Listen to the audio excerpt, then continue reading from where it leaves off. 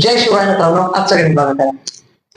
एक व्यक्ती 1 किलोग्राम वजनाच्या ऐवजी 950 ग्रॅम वजन 1 किलो म्हणून वापरतो, तर तो किती टक्के जास्त नफा कमवतो? किती टक्के जास्त नफा कमवतो? बघा, द्यायचं 1 किलो म्हणजे किती?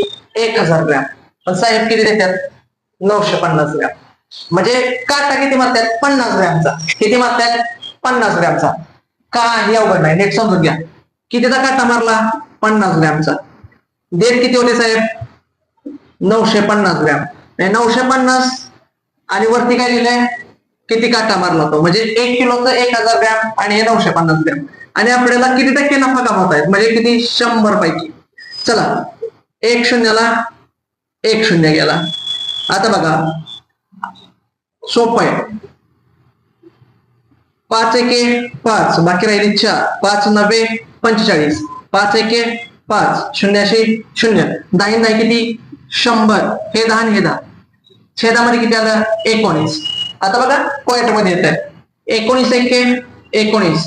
19 5 95. इथं आहे 100, बाकी राहिली 5.